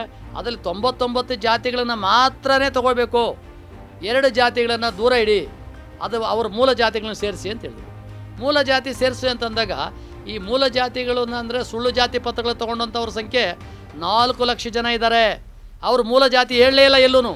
ನಾನು AD, ನಾನು AKAD, ಯಾಕಂದ್ರೆ ಅವ್ರು ಸ್ಕೂಲ್ ಸರ್ಟಿಫಿಕೇಟಲ್ಲಿ AKAD ಅಂತ ಬರ್ಸ್ಬಿಟ್ಟಿದ್ದಾರೆ. ಮೂಲ ಜಾತಿ ಹೇಳೋದನ್ನ ಅವ್ನು ಗೊತ್ತಿಲ್ಲದಿರೋದ್ರಿಂದ ಅವನು 4 ಲಕ್ಷ ಜನನು ಇವತ್ತು AKAD ಅಂತ ಬರ್ಸೋದ್ರಿಂದ ಅದು 4 ಲಕ್ಷ ಜನ ಕೂಲಿಗೆಟ್ಟ ಮತಗಳು ಅಂತ ತೀರ್ಮಾನ ತೊಗೋಬೇಕಾಗಿತ್ತು. ಆಯೋಗನೇ ಹೇಳಿದೆ AKAD ಅಂತ ಸೇರಿಸ್ಬೇಡಿ ಅಂದಮೇಲೆ ಆ AKADಯನ್ನು ಸೇರಿಸಿದ್ದು ಭಾಳ ದೊಡ್ಡ ಅಪರಾಧ. ಅದು ಸೇರಿಸೋಕ್ಕಂಥ ಕೆಲಸಗಳು ಮಾಡಬಾರ್ದಾಗಿತ್ತು. ಇವತ್ತು 99 ಜಾತಿಗಳಲ್ಲಿ ಮೂಲ ಜಾತಿಗಳನ್ನ ಮಾತ್ರ ಕಣ್ಣಕ್ಕೆ ತೊಗೋಬೇಕು ಅನ್ನೋ ಸಂದರ್ಭನ ಬಳಸ್ಕೊಳ್ಳೋದೇನೆ. ಇವತ್ತು ವಲೀಯರಿಗೆ 5%, ಮಾದಿಗರಿಗೆ 6% ಅಂದ ತಕ್ಷಣ ವಲೀಯರಲ್ಲಿ ಸ್ವಾಭಿಮಾನ ಉಕ್ಕಿ ಹರಿದು ಬಿಡ್ತು. ರಾಜ್ಯ ಮಟ್ಟದಲ್ಲಿ ಹೋರಾಟ ನಡೆದವು. ನಾನು ಒಂದು ಹೋರಾಟಕ್ಕೆ ಬೆಂಬಲವನ್ನು ಕೊಡ್ತೇನೆ, ಯಾಕಂದರೆ ಅವರ ಒಂದು ಜಾಗೃತಿ ಮನಸ್ಸುಗಳು ಒಂದಾಯ್ತಲ್ಲ ಅಂತ. ಆದರೆ ನಾಜೂಕಾಗಿ ನಮ್ಮ ಸಿದ್ದರಾಮಯ್ಯನವರು ಅಹಿಂದ ನಾಯಕರು ಮುಖ್ಯಮಂತ್ರಿಗಳು ಏನು ತೀರ್ಮಾನ ತೊಗೊಂಡ್ರು, ವಲೀಯರು ಮಾದಿಗರಿಗೆ ಕಿತ್ತಾಡ್ಬೇಡ್ರಯ್ಯ, AKAD 1% ಇದೆಯಲ್ಲ ಅದನ್ನು ಮಾದಿಗರ ಬದಲು ವಲೀಯರಿಗೆ ಹಾಕ್ಬಿಡ್ತೀವಿ ಅಂತಂದು. ಅಂದರೆ ಸುಳ್ಳು ಜಾತಿ ಪತ್ರಗಳನ್ನ 4 ಲಕ್ಷ ಜನನ ವಲೀಯರ ಗುಂಪಲ್ಲಿ ಸೇರಿಸ್ಬಿಟ್ರು. ಅಂದರೆ ಆಯೋಗ ಯಾಕೆ ಬೇಕಾಗಿತ್ತು? ಅವ್ರಿಗೆ ಯಾಕೆ ಕೋಟ್ಯಾಂತರ ರೂಪಾಯಿ ದುಡ್ಡನ್ನು ಖರ್ಚು ಮಾಡಬೇಕಾಯ್ತು? SCP ಸ್ಕೀಮ್ ವಿಶೇಷ ಘಟಕ ಯೋಜನೆ ಹಣನ ಖರ್ಚು ಮಾಡಿದ್ರು. 160 ಕೋಟಿ ಲಾಸ್ ಮಾಡೋ ಬದಲು ನೇರವಾಗಿ ಹೇಳ್ಬೋದಾಯಿತು ಸಿದ್ದರಾಮಯ್ಯನವರು. ಇಲ್ಲ ರೀ, ನಾವು ಒಲಿಯರಿಗೆ 6%, ಮಾದಿಗರಿಗೆ 6%, ಇನ್ನು 5% ಟಚಬಲ್ ಅಂತ 17%ಗೆ ತೊಗೋಬೇಕಾಗಿತ್ತು. ಅದನ್ನು ಮಾಡೋದು ಬಿಟ್ಟು ಇವತ್ತು ಏನು ಮಾಡಿದ್ರು, ಆ 1%ನ ತೊಗೊಂಬಂದು ಒಲಿಯರ ಜೊತೆಗೆ ಸೇರಿಸ್ಬಿಟ್ರು. ಆ 1%ಅಲ್ಲಿ 4 ಲಕ್ಷ ಜನ ಸುಳ್ಳು ಜಾತಿ ಪತ್ರಗಳನ್ನು ಕೊಟ್ಟಿರ್ತಕ್ಕಂಥ ಅತ್ಯಂತ ಮೋಸ ಮಾಡಿರ್ತಕ್ಕಂಥ ಜಾತಿಗಳು ಅದ್ರಲ್ಲಿ ತುಂಬ್ಕೊಂಡಿದ್ದಾವೆ. ಯಾಕಂದರೆ ಅವ್ರಿಗೆ ಮೂಲ ಜಾತಿನೇ ಇಲ್ಲ. ಏಕೆ ಅಂದರೆ ಏಕೆ ಅಲ್ಲ ಅಂತ ಹೇಳಿದ್ಮೇಲೆ ಆಯೋಗ ಅದನ್ನ ಯಾಕೆ ಗಣ್ಯಕ್ಕೆ ತೊಗೋಬೇಕು? ಇದನ್ನು ಪ್ರಶ್ನೆ ಮಾಡೋದಕ್ಕೆ ನಮ್ಮ ದಲಿತ ಸಂಘಟನೆಗಳಾಗಲಿ ರಾಜಕೀಯ ನಾಯಕರುಗಳಾಗಲಿ ಯಾರು ಇದ್ರ ಬಗ್ಗೆ ಪ್ರಸ್ತಾಪ ಮಾಡ್ತಾಯಿಲ್ಲ. ಮೀಸಲಾತಿ ವರ್ಗೀಕರಣದಿಂದ ನಮಗೆ ಲಾಭ ಆಗಿದೆ. 101ನೇ ಅಂಬೇಡ್ಕರ್ 101ನೇ ಅವತಾರ ಸಿದ್ದರಾಮಯ್ಯನವರು ಅಂಬೇಡ್ಕರ್ ಅವತಾರ ಅಂತ ಮಾಡಿ ಹೋಗಿಲ್ತಾರೆ. ಸಿದ್ದರಾಮಯ್ಯ ಯಾವ ಅಂಬೇಡ್ಕರ್ಗೆ ಅವರ ಪಾದ ಧೂಳಿಗೆ ಸಮಾರ್ತಾರ? ಸಾಧ್ಯನೇ ಇಲ್ಲ. ನಾವು ಅದನ್ನು ಒಪ್ಪೋದಿಲ್ಲ. ನಾನು ಪಕ್ಕ ಅಂಬೇಡ್ಕರ್ವಾದಿಯಾಗಿ ಹೇಳ್ತೇನೆ. ಅದು ಸಿದ್ದರಾಮಯ್ಯ ಯಾವ ಕಾರಣಕ್ಕೂ ಅಂಬೇಡ್ಕರ್ ಹೆಸರು ಹೇಳೋಕ್ಕೂ ಲಾಯಕ್ಕಿಲ್ಲ. ನಾನು ಇಲ್ಲಿ ನನ್ನ ಪ್ರಸ್ತಾಪ ಇರೋದು ಇಷ್ಟೇ. ಮೀಸಲಾತಿ ವರ್ಗೀಕರಣದ ಜೊತೆಯಲ್ಲಿ ಇವತ್ತು ವಿದ್ಯಾಭ್ಯಾಸ ಮತ್ತು ಉದ್ಯೋಗಕ್ಕೆ ಮಾತ್ರ ಮೀಸಲಾತಿ ವರ್ಗೀಕರಣ ಆಗಿದೆ. ರಾಜಕೀಯದ ಮೀಸಲಾತಿ ವರ್ಗೀಕರಣ ಆಗಲಿಲ್ಲ. ಇವತ್ತು ರಾಜ್ಯದಲ್ಲಿ 36 MLAಗಳು ರಿಸರ್ವ್ ಕಾನ್ಸ್ಟಿಟ್ಯೂನ್ಸಿಗಳಿದ್ದಾವೆ ಎಸ್.ಸಿಗಳಿಗೆ. ಆ ಎಸ್.ಸಿಗಳಲ್ಲಿ 22 ಜನ ಇವತ್ತು ಟಚಬಲ್ಸ್ ಇದ್ದಾರೆ MLAಗಳು. ಮಾದಿಗರು ಒಲಿಯರು ಸೇರಿ 14 ಇರೋದು. ಇವತ್ತು 6% ಅಂತ ಲೆಕ್ಕ ತೊಗೊಂಡ್ರು 24 MLAಗಳು ನಮಗೆ ಬರಬೇಕು. ಈ 22 ಅನ್ಟಚಬಲ್ಸ್ ಬರಬೇಕಾಗಿತ್ತು. ಆ ಕೆಲಸ ಆಗಲಿಲ್ಲ. ಆಗದೇ ಇರತಕ್ಕಂಥದ್ದನ್ನು ಗಮನದಲ್ಲಿಟ್ಕೊಂಡಾಗ ನಮ್ಮ ಸಂಘಟನೆಗಳು ಎಲ್ಲಿ ಹಿಡಿದಾವೆ? ಯಾಕೆ ಇದ್ರ ಬಗ್ಗೆ ಜಾಗೃತ ಮನಸ್ಸಿಗಲಿಲ್ಲ? ಇವತ್ತು ಕುಸ್ತಿ ಆಡೋದು, ಮಾದೇವಪ್ಪ ನೀನು ಮಾದಿಗರು ವಿರೋಧಿ. ಅರೆ ಮಾದಿಗರು ವಿರೋಧಿನೋ ಒಲಿಯರು ವಿರೋಧಿನೋ? ಮೂಲಭೂತವಾದಂಥ ಸಮಸ್ಯೆಗಳ ಬಗ್ಗೆ ಚರ್ಚೆ ಮಾಡಿರಿ. ನಿಮಗೇನು ಏನಾಗಿದೆ? ಬರೀ ಉದ್ಯೋಗ ಇವತ್ತು ಎಲ್ಲಿ ಸಿಗ್ತಾ ಇದೆ? ಉದ್ಯೋಗಗಳೆಲ್ಲ ಕ್ಲಾಸ್ 4, ಕ್ಲಾಸ್ 3 ಇವತ್ತೆಲ್ಲ ಔಟ್ಸೋರ್ಸಲ್ಲಿ ಕೊಡ್ತಾ ಇದ್ದಾರೆ. ಡೈರೆಕ್ಟಾಗಿ ಯಾವುದು ಅಪಾಯಿಂಟ್ಮೆಂಟ್ಸೇ ಇಲ್ಲ, ಬ್ಯಾಕ್ಲಾಗ್ ತುಂಬಲೇ ಇಲ್ಲ. ಈ ಉದ್ಯೋಗ ಕಟ್ಕೊಂಡು ಏನು ಮಾಡ್ತೀರಿ? ವಿದ್ಯಾಭ್ಯಾಸ ಇವತ್ತು ಚಪ್ಪಲಿ ಒಲೆಯವನು ಇವತ್ತು ಕಾನ್ವೆಂಟಲ್ಲಿ ಓದಿಸ್ತಾನೆ ತನ್ನ ಮಕ್ಕಳನ್ನ. ನನ್ನ ಮಗ 4 ABCD ಕಲ್ತ್ಕೊಳ್ಳಿ ಇಂಗ್ಲೀಷಲ್ಲಿ ಅಂತ. ಇವತ್ತು ಆ ಕೆಲಸನೂ ಆಗ್ತಾಯಿಲ್ಲ. ಇವತ್ತು ನಾನು ಕೇಳ್ತಕ್ಕಂಥದ್ದು ನಮ್ಮ ಸಂಘಟನೆಗಳ ವಿರಾದಿ ವೀರರಿಗೆ, ನೀವು ಸೊನ್ನ ಯೋಚನೆ ಮಾಡಬೇಡಿ. ಇವತ್ತು ನಿಜವಾದಂಥ ಸತ್ಯದ ವಿಚಾರದ ಕಡೆ ಗಮನ ಹರಿಸೋಣ. ಈ ನಾನು ಏನು ಮಾತಾಡ್ತಾ ಇದ್ದೀನಿ ಅಂತಕ್ಕಂಥ ವಿಷಯದಲ್ಲಿ ಇಡೀ ರಾಷ್ಟ್ರ ಮಟ್ಟದಲ್ಲಿ ನಾನು ಆಲ್ ಇಂಡಿಯಾ ದಲಿತ ಆಕ್ಷನ್ ಕಮಿಟಿಯ ರಾಷ್ಟ್ರೀಯ ಅಧ್ಯಕ್ಷನಾಗಿ ಎಲ್ಲ ರಾಜ್ಯಗಳಲ್ಲಿ ಪ್ರವಾಸ ಮಾಡ್ತಾ, ಎಲ್ಲಿ ಕಟ್ಟ ಕಡೆಯ ತುಳಿತುಕೊಳ್ಪಟ್ಟಂಥ ಸಮಾಜ ಇದೆ, ಇವತ್ತು ಮೀಸಲಾತಿಯಿಂದ ವಂಚಿತರಿದ್ದಾರೆ, ಎಲ್ಲಿ ಒಂದೊತ್ತು ಊಟಕ್ಕಿಲ್ಲ, ಒಂದೊತ್ತು ಇರೋಕ್ಕೆ ಮನೆ ಇಲ್ಲ, ಇರೋಕ್ಕೆ ಜಾಗ ಇಲ್ಲದೆ ಇರ್ತಕ್ಕಂಥ ಅಸಂಖ್ಯಾತ ಕೋಟ್ಯಾಂತರ ಜನ ನಮ್ಮ ಜನ ಇದ್ದಾರೆ. ಅವ್ರ ಬದುಕುಗಳೇನು? ಇವತ್ತು ನಮ್ಮಲ್ಲಿ ಇರ್ತಕ್ಕಂಥವರು ದೊಡ್ಡ IAS, IPS, RS, IFSಗಳು, ಡಾಕ್ಟ್ರುಗಳು, MLAಗಳು, MPಗಳು, ಇನ್ಕಮ್ ಟ್ಯಾಕ್ಸ್ ಪೇಗಳು, ಇಂಡಸ್ಟ್ರಿಯಲಿಸ್ಟ್ಗಳು ನಿರಂತರವಾಗಿ ಮೀಸಲಾತಿ ಅವ್ರ ಮನೆಗೆ ಹೋಗ್ತಾ ಇದೆ, ಹರಿದು ಹೋಗ್ತಾ ಇದೆ. ಅದನ್ನು ತಡೀರಿ. ಫಸ್ಟು ನೀವು ಆರ್ಥಿಕವಾಗಿ ಸಬಲರಾಗಿದ್ದೀರಿ. ಇವತ್ತು ಗವಾಯಿ ಅಂತಕ್ಕಂಥ ಸುಪ್ರೀಂ ಕೋರ್ಟ್ ಚೀಫ್ ಜಸ್ಟಿಸ್ ಬೆಂಚಲ್ಲಿ ಮೀಸಲಾತಿ ಇದನ್ನು ಮಾಡಿ ಅಂತ ಹೇಳಿದ್ರು. ಒಳ ಮೀಸಲಾತಿಯನ್ನು ತರೋದ್ರ ಮುಖಾಂತರ ಒಂದು ಕಡೆ ಆದರೆ, ಇನ್ನೊಂದು ಕಡೆ ಕೆನೆಪದರವನ್ನು ಅಳವಡಿಸಿ ಅಂತ ಹೇಳಿದ್ರು. ಕೆನೆಪದ ಅಳವಡಿಸಿ ಅಂತಂದರೆ ನಮ್ಮ ರಾಜಕಾರಣಿಗಳು MPಗಳು 78 MPಗಳು ಮೋದಿಯವ್ರ ಮುಂದೆ ಹೋಗ್ತಾರೆ. ಸ್ವಾಮಿ ಯಾವ ಕಾರಣಕ್ಕೂ ಮೀಸಲಾತಿ ಬಡವನಾಗಿರಬೇಕು, ನಾವು ಸಾಹುಕಾರರಾಗಿರ್ಬೇಕು ಅಂತ ಬೇಡಿಕೆ ಇಟ್ಟು ಅದನ್ನು ತಂದರೆ BJP ದಲಿತ ವಿರೋಧಿ ಆಗ್ಬಿಡ್ತದೆ. ಎಲ್ಲಿ ದಲಿತ ವಿರೋಧಿ ಆಗ್ತದೆ? ಯಾವತ್ತಾಗ್ತದೆ ದಲಿತ ವಿರೋಧಿ? ಇವತ್ತು ಅನ್ನ ತಿನ್ನಕ್ಕೆ ಅನ್ನಕ್ಕಿಲ್ಲ, ಊಟಕ್ಕಿಲ್ಲ, ಇರೋಕ್ಕೆ ಮನೆ ಇಲ್ಲ, ಅವನ ಬದುಕೇನು? ಈ ಸಮಾಜದ ಕಟ್ಟ ಕಡೆಯ ಸಮಾಜದ ಬಗ್ಗೆ ಕಾಳಜಿ ವಹಿಸೋರು ಯಾರು? 1952ರಲ್ಲಿ ಮೀಸಲಾತಿ ಪ್ರಾರಂಭ ಆಯಿತು. ಇವತ್ತು ಬಾಬಾ ಸಾಹೇಬ್ ಅಂಬೇಡ್ಕರ್ 1954ರಲ್ಲಿ ಹರಿಯಾಣದಲ್ಲಿ ನಡೆದಂಥ ಬೃಹತ್ ರಾಷ್ಟ್ರ ಮಟ್ಟದ ಸಮ್ಮೇಳನ ನಡೀತದೆ. ಸಮ್ಮೇಳನದಲ್ಲಿ ಬಾಬಾ ಸಾಹೇಬ್ರು ಹೇಳ್ತಾರೆ, ನಾನು ಮೀಸಲಾತಿಯನ್ನು ತಂದು ತಪ್ಪು ಮಾಡ್ದ. ಯಾರಿಗಾಗಿ ಮೀಸಲಾತಿಯನ್ನು ತನ್ನೋ ಆ ಮೀಸಲಾತಿಯನ್ನು ಪಟ್ಟಣದಲ್ಲಿರ್ತಕ್ಕಂಥ ವಿದ್ಯಾವಂತರು ಶ್ರೀಮಂತರು ತಿಂತಾ ಇದ್ದಾರೆ. ಈ ಮೀಸಲಾತಿಯನ್ನು ಕಟ್ಟ ಕಡೆಯಲ್ಲಿರ್ತಕ್ಕಂಥ ಹಳ್ಳಿ ಜನಕ್ಕೆ, ಬಡವರಿಗೆ, ಕೂಲಿ ಮಾಡೋನು, ಜಿತ ಮಾಡೋನು, ಒಪ್ಪತ್ತು ಊಟಕ್ಕಿಲ್ಲದೆ ಇರ್ತಕ್ಕಂಥವ್ರಿಗೆ ಈ ಮೀಸಲಾತಿ ಹೋಗ್ತಾ ಇಲ್ಲ. ಇವತ್ತು ಅಧಿಕಾರ ತೊಗೊಂಡಂಥವ್ರೆ ದೊಡ್ಡ ಶ್ರೀಮಂತ ವರ್ಗದ ಪರಿಶಿಷ್ಟ ಜಾತಿಗಳಲ್ಲೇ ಮೀಸಲಾತಿ ತಿನ್ನೋದ್ರ ಮುಖಾಂತರವಾಗಿ ನಮ್ಮ ಅಂತಮ್ಮಂದ್ರು ಹೇಗಿದ್ದಾರೆ ಅಂತಕ್ಕಂಥ ನೋಡೋದೇ ಇಲ್ಲ. ಇವತ್ತಿಂಥ ಪರಿಸ್ಥಿತಿಯಲ್ಲಿ ನಾನು ಮೀಸಲಾತಿ ಮಾಡಿದ್ದು ತಪ್ಪಾಯಿತು ಅಂತಕ್ಕಂಥ ಮಾತನ್ನು ಅಂಬೇಡ್ಕರ್ ಹೇಳ್ತಾ ಗಳ ಅಂತ ಅಳ್ತಾರೆ. ಅವ್ರು ಹತ್ತಿದ್ದು ಯಾಕೆ? ಸತ್ಯನ ಅವತ್ತು ಅವ್ರಿಗೆ ಅರ್ಥ ಆಗ್ಬಿಡ್ತು. ಈ ಮೀಸಲಾತಿ ನಾನು ತಂದಿದ್ದು ಶ್ರೀಮಂತರ ಪಾಲಾಗಿದೆ, ದಲಿತರಲ್ಲೇ ಒಂದು ಬಲಿತ ವರ್ಗ ತಿಂತಾ ಇದೆ, ಸಾಮಾನ್ಯ ವರ್ಗಕ್ಕೆ ಹೋಗ್ತಾ ಇಲ್ಲ, ಬಡವ್ರಿಗೆ ಹೋಗ್ತಾ ಇಲ್ಲ, ಮೀಸಲಾತಿ ತಪ್ಪಾಯಿತು ಅಂತ. ಆ ತಪ್ಪನ್ನು ಮತ್ತೆ ನಮ್ಮ ರಾಜ್ಯದಲ್ಲಿ ಮೀಸಲಾತಿ ವರ್ಗೀಕರಣದ ಹೆಸರಿನಲ್ಲಿ ಒಂದು ದೊಡ್ಡ ಡ್ರಾಮಾ ನಡೆದಿದೆ. ಈ ಡ್ರಾಮಾ ಬಗ್ಗೆ ಯಾವ ಸಂಘಟನೆಗಳಿಗೂ ಚಿಂತನೆ ಇಲ್ಲ, ಯಾರೂ ಇದ್ರ ಬಗ್ಗೆ ಯೋಚನೆ ಮಾಡ್ತಾಯಿಲ್ಲ, ಯಾರ ಬಗ್ಗೆಯೂ ನನಗೆ ಅಸಮಾಧಾನ ಇಲ್ಲ. ಆದರೆ ಒಂದು ಮಾತ್ರ ಸತ್ಯ, ಇವತ್ತು ನಿಜವಾದ ಬಡವನು ಇವತ್ತು ಚಪ್ಪಲಿ ಉಳಿತಾವನೆ ಬೀದಿನಲ್ಲಿ. ಇವತ್ತು ನಿಜವಾದ ಬಡವ ಬೀದಿನಲ್ಲಿ ಕಸ ಗುಡಿಸ್ತಾ ಇದ್ದಾನೆ. ಇವತ್ತು ಬಡವ ಊಟಕ್ಕಿಲ್ಲದೆ ಒಂದು ಚಿಕ್ಕ ಮನೆಯಲ್ಲಿ 7-8 ಜನ ಅಣ್ಣ ತಮ್ಮಂದರು ಒಂದು ಜಾಗದ ಮಲಗೋಕ್ಕಾಗದಿದ್ರು ಅಲ್ಲೇ ಹೊರ್ಕೊಂಡು ಮಲ್ತಾ ಇದ್ದಾರೆ. ಇವತ್ತು ನಮ್ಮಲ್ಲಿ ವಿದ್ಯಾಭ್ಯಾಸ ಮಾಡಿದ್ದಾರೆ, MA ಮಾಡಿದ್ದಾರೆ, MCom ಮಾಡಿದ್ದಾರೆ, MSc ಮಾಡಿದ್ದಾರೆ, PhD ಮಾಡ್ತಾ ಇದ್ದಾರೆ, ಉದ್ಯೋಗ ಸಿಗ್ತಾ ಇಲ್ಲ. ಸಿಗೋದು ಯಾರಿಗೆ ಉದ್ಯೋಗ? ನಮ್ಮಲ್ಲಿ ಯಾರು IAS ಮಕ್ಕಳಿದ್ದಾರೆ, IPS ಮಕ್ಕಳಿದ್ದಾರೆ, MLA ಮಕ್ಕಳಿದ್ದಾರೆ, ಇನ್ಕಮ್ ಟ್ಯಾಕ್ಸ್ ಮಕ್ಕಳಿದ್ದಾರೆ, ಅವ್ರ ಕುಟುಂಬಗಳಿಗೆ ಹೋಗ್ತಾ ಇದೆ. ಆ ಬಡವನ ಕತೆ ಕೇಳಲ್ಲ. ನಮ್ಮ ಅಧಿಕಾರಿಗಳು ಇವತ್ತು ದೊಡ್ಡ ದೊಡ್ಡ ಅಧಿಕಾರದಲ್ಲಿ ಹೋಗಿದ್ದಾರೆ, IAS IPS ಎಲ್ಲನೂ. ಇವ್ರ ಹತ್ರ ಏನಾದರೂ ದಲಿತರು ನಮ್ಗೆ ಕಷ್ಟ ಆಗಿದೆ ಸ್ವಾಮಿ, ನೀವು ನಮ್ಮ ದಲಿತ ಅಧಿಕಾರಿ ಅಂದರೆ ನೀವು ಯಾರು ನಮಗೆ ಅಣ್ಣ ಅನ್ನಕ್ಕೆ ನೀವು ಯಾರು? ಅಣ್ಣ ಅನ್ಬಾರ್ದು, ಸಾರ್ ಅನ್ಬೇಕು ಅಂತಾರೆ. ರಿಟೈರ್ಡ್ ಆಗಿಬಿಟ್ರೆ ಎಲ್ಲಿ ರಿಸರ್ವ್ ಕಾನ್ಸ್ಟೆನ್ಸಿ ಇದೆ ಹೋಗಿ ಆ ಚುನಾವಣೆಗೆ ನಿಲ್ಲೋದ್ರ ಮುಖಾಂತರವಾಗಿ ಇಲ್ಲೂ ಹೊಡಿತಾರೆ ಲಾಭ. ಆ ಮೀಸಲು ಕ್ಷೇತ್ರ ರಾಜಕೀಯ ಕ್ಷೇತ್ರಕ್ಕೂ ಹೋಗ್ತಾರೆ, ಅಲ್ಲಿ ಚುನಾವಣೆಗೆ ನಿಲ್ಲೋ ಪ್ರಯತ್ನ ಮಾಡ್ತಾರೆ. ಇದು ಈ ಒಂದು ಡ್ರಾಮಾ ಆಡ್ತಕ್ಕಂಥ ವಿಚಾರಗಳನ್ನು ನಿಲ್ಲಿಸಬೇಕು. ಇವತ್ತು ಸಮಾಜದ ಕಟ್ಟ ಕಡೆ ವ್ಯಕ್ತಿಗಳಿಗೆ ನ್ಯಾಯ ಕೊಡಿಸ್ತಕ್ಕಂಥ ಕೆಲಸಗಳನ್ನು ನಮ್ಮ ಅಧಿಕಾರಿಶಾಹಿಗಳು ಮಾಡ್ತಾಯಿಲ್ಲ. ನಾನು ಯಾವುದೋ ಮೇಲ್ಜಾತಿಗಳ ಬಗ್ಗೆ ದೂರ್ತಾ ಇಲ್ಲ. ಇವತ್ತು ನಮ್ಮ ಮೇಲ್ಜಾತಿಯ ಅಧಿಕಾರಿಗಳ ಬಗ್ಗೆ ನಾನು ದೂರ್ತಾ ಇಲ್ಲ, ಮೇಲ್ಜಾತಿ ರಾಜಕಾರಣಿಗಳ ಬಗ್ಗೆ ದೂರ್ತಾ ಇಲ್ಲ. ನಮ್ಮಲ್ಲಿ ಎಂತೆಂಥ ಕೂಳುಗಳಿದ್ದಾರೆ. ಮಲ್ಲಿಕಾರ್ಜುನ ಖರ್ಗೆ 9 ಸಾರಿ MLA, 9 ಸಾರಿ MLA, 2 ಸಾರಿ ಲೋಕಸಭಾ, 1 ಸಾರಿ ರಾಜ್ಯಸಭಾ. ಅಂದರೆ ಅಂಬೇಡ್ಕರ್ ಕೊಟ್ಟ ಮೀಸಲಾತಿಯನ್ನು ನಿರಂತರವಾಗಿ ಒಂದೇ ಕುಟುಂಬ ಕೊಟ್ಟಾಯಿತು. ಅವ್ರ ಮಗ 3 ಸಾರಿ MLA, 3 ಸಾರಿ ಕ್ಯಾಬಿನೆಟ್ ಮಿನಿಸ್ಟ್ರು. ಒಬ್ಬ ಅಳಿಯ ಬಂದು ಈಗ MP ಆಗಿದ್ದಾರೆ ಲೋಕಸಭೆಗೆ ಗುಲ್ಬರ್ಗದಿಂದ. ಇವತ್ತು ಒಂದೇ ಕುಟುಂಬನೇ ಮೀಸಲಾತಿ ತಿನ್ನಿ ಅಂತ ಅಂಬೇಡ್ಕರ್ ಎಲ್ಲೂ ಜಹಾಂಗೀರ್ ಬರ್ಕೊಟ್ಟಿಲ್ಲ. ಅವಕಾಶ ಒಂದು ಸಂವಿಧಾನದಲ್ಲಿರ್ತಕ್ಕಂಥ ಸಂಪತ್ತು ಸಮವಾದ ರೀತಿಯಲ್ಲಿ ಎಲ್ರಿಗೂ ಹಂಚಿಕೆ ಆಗಬೇಕು. ಸಂವಿಧಾನದ ಸಂಪತ್ತು ಹಂಚಿಕೆ ಆಗದೆ ಹೋದರೆ ಮೀಸಲಾತಿ ತಂದು ಪಟ್ಟಂಥ ಶ್ರಮ ಏನು? ಆ ಮೀಸಲಾತಿಯ ಉದ್ದೇಶ ಏನು? ಯಾತಕ್ಕಾಗಿ ಮೀಸಲಾತಿ ಅಂಬೇಡ್ಕರ್ ಕೊಟ್ಟರು? ಅವ್ರು ಯಾಕೆ ವಿಷಯ ಕುಡಿಬೇಕಾಗಿತ್ತು? ನಮಗ್ಯಾಕೆ ಅಮೃತ ಬಿಟ್ಟೋದ್ರು? ಈ ಅಮೃತದ ಪಾಲು ನಿಜವಾದ ಬಡವನಿಗೆ ಹೋಗದೆ ಹೋದರೆ ಈ ಸಮಾಜದ ಕಾಳಜಿ ವಹಿಸಿರ್ತಕ್ಕಂಥ ನಮ್ಮ ಸಂಘಟನೆಗಳು, ನಮ್ಮ ವಿದ್ಯಾವಂತರು, ನಮ್ಮ ಭಾಳ ದೊಡ್ಡ ದೊಡ್ಡ ತುಕಡೆ ಗ್ಯಾಂಗ್ಗಳಿವೆ ಒಂದಷ್ಟು. ಆ ಗ್ಯಾಂಗ್ಗಳಿಗೆ ಇವು ಅರ್ಥ ಆಗ್ತಾ ಇಲ್ವಾ? ಪ್ರಗತಿಪರ ಚಿಂತಕರು ಅಂತ ಹೇಳ್ತಕ್ಕಂಥ ಈ ನಗರವಾಸಿ ನಕ್ಸಲಿಸ್ಟ್ ಇವ್ರಿಗಿದ್ದು ಅರ್ಥ ಆಗ್ತಾ ಇಲ್ವಾ? ಈ ಸಮಾಜದ ಬಗ್ಗೆ ಕಾಳಜಿ ಇಲ್ವಾ ನಿಮಗೆ? ಈ ಸಮಾಜದ ಕಟ್ಟ ಕಡೆ ಚಪ್ಪಲಿ ಹೊಲಿನ ಕತೆ ಏನು ಇವತ್ತು ಓದ್ನೋದು ಊಟಕ್ಕಿಲ್ಲ. ಅವನು ಚಪ್ಪಲಿ ಹೊಲಿದ್ರೆ ಬಿಸಿಲಲ್ಲಿ ಕೂತ್ಕೊಂಡು ಚಪ್ಪಲಿ ಹೊಲಿಬೇಕು, ಜೀವನ ಮಾಡಬೇಕು. ನನ್ನ ಮಗನಿಗೆ ವಿದ್ಯಾಭ್ಯಾಸಕ್ಕೆ ಅಷ್ಟು ಕಷ್ಟಪಟ್ಟು ಓದಿಸ್ಬೇಕು. ನಾವೆಲ್ಲ ಬಡತನದಲ್ಲೇ ಬಂದ್ವಿ. ಆದರೆ ನಮ್ಮ ಪರಿಸ್ಥಿತಿಗಳು ಸುಧಾರಣೆ ಆಗಿದೆ. ನಾನು ಯಾವ ಮೀಸಲಾತಿನ ಇದುವರೆಗೂ ತೊಗೊಂಡಿಲ್ಲ, ಯಾವುದೇ ಸರ್ಕಾರದ ಸೌಲಭ್ಯನೂ ತೊಗೊಂಡಿಲ್ಲ. ಆದರೆ ನಾನು ನನ್ನ ಸ್ವಯಂ ಕೃಷಿಯಿಂದ ನಾನು ಡೆವಲಪ್ ಆಗಿದ್ದೀನಿ. ನನ್ನ ಮಕ್ಕಳಿಗೆ ಮೀಸಲಾತಿ ಬೇಡ ಅಂತ ನಾನು ಡಿಕ್ಲೇರ್ ಮಾಡ್ತೀನಿ. ಮಾಡಿ, ನೀವು ಮಾಡಿ. IAS IPS IRSಗಳು, MLAಗಳು, MPಗಳು, ಇನ್ಕಮ್ ಟ್ಯಾಕ್ಸ್ ಪೇಗಳು, ನೀವು ಯಾಕೆ ಅದನ್ನು ಡಿಕ್ಲೇರ್ ಮಾಡಲ್ಲ? ನಾನೇನು ದೊಡ್ಡ ಟಾಟಾ ಬಿರ್ಲಾ ಮಗ ಅಲ್ಲ. ನಾನು ತೋಟಿ ನಾಣಪ್ಪನ ಮಗನೇ, ನಾನು ಹೆಬ್ಬೆಟ್ರಾಮಕ್ಕನ ಮಗನೇ. ನಾನು ನನ್ನ ಅಮ್ಮ ನಮ್ಮ ಅಪ್ಪ ಕೂಲಿ ಮಾಡಿ ಜೀತ ಮಾಡಿ ಏನೋ ಮಾಡಿ ನಮ್ಮ ಅಪ್ಪನಿಗೆ ವರ್ಷಕ್ಕೆ 5 ರೂಪಾಯಿ ಸಂಬಳ, 5 ರೂಪಾಯಿ ಸಂಬಳಕ್ಕೆ ಹೋಗ್ತಾ ಇದ್ದೆ ಅಂತ ನಮ್ಮ ತಂದೆ ಇವತ್ತು ನಾನು ನಿಮ್ಮ ಮಟ್ಟಕ್ಕೆ ಓದಿಸಿದ್ದಾರೆ.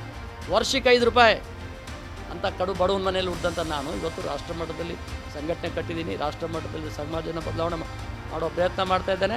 ಈ ಸಮಾಜಕ್ಕೆ ನ್ಯಾಯ ಕೊಡಿಸ್ಬೇಕಾದ್ದು ನನ್ನ ಧರ್ಮ ಇದೆ. ನನ್ನ ಅಣ್ಣ ತಮ್ಮಂದರು ಇವತ್ತು 30 ಊಟಕ್ಕಿಲ್ಲದೆ ವನವಾಸ ಮಾಡ್ತಾ ಇರ್ತಕ್ಕಂಥದ್ದು. ನಮ್ಮಲ್ಲಿ ಒಲಿಯ ಮಾದಿಗ ಅಂತ ಅದೊಂದು ಭಾವನೆ ಕ್ರಿಯೇಟ್ ಮಾಡಿದ್ದಾರೆ. ಸಂತೋಷ. ಒಲಿಯರಿಗೂ ಅನ್ಯಾಯ ಆಗಿದೆ, ಮಾದಿಗರಿಗೂ ಅನ್ಯಾಯ ಆಗಿದೆ, ಇವರಿಬ್ಬರಿಗೂ ನ್ಯಾಯ ಸಿಗಲಿ. ಆದರೆ ಇವಾಗ ಯಾವ ನ್ಯಾಯ ಸಿಕ್ಕಿರೋದು? 5% ನಾಗಮೋಹನ್ ದಾಸ ಏನು ಹೇಳಿದ್ರು? 5% ಒಲಿಯರು, 6% ಮಾದಿಗರು, ಇನ್ನು 1% ಜಾತಿನೇ ಅಲ್ಲ ಅಂತ ಹೇಳಿದ್ಮೇಲೆ ಆ 1% 4 ಲಕ್ಷ ಜನ AKAD ಅಂತ ಬರ್ಸಿದ್ರಲ್ಲ, ಅದು ಕುಲಗೆಟ್ಟ ಮತ ಅಂತ ಬಿಸಾಕ್ಬೇಕಾಯ್ತು ಹೆಚ್ಚು ಆವಚ್ಚಾಗೆ. AKAD ಬರ್ಸ್ಬಾರ್ದು ಅಂತ ಹೇಳಿದ್ಮೇಲೆ ನಾಗಮೋಹನ್ ದಾಸ್ ಬೆಲೆ ಇಲ್ವೇನು? ಒಂದು ಆಯೋಗಕ್ಕೆ ಬೆಲೆ ಇಲ್ವೇನು? ಹೈಕೋರ್ಟಿನ ನ್ಯಾಯಮೂರ್ತಿಗಳಿಗೆ ಬೆಲೆ ಇಲ್ವೇನು?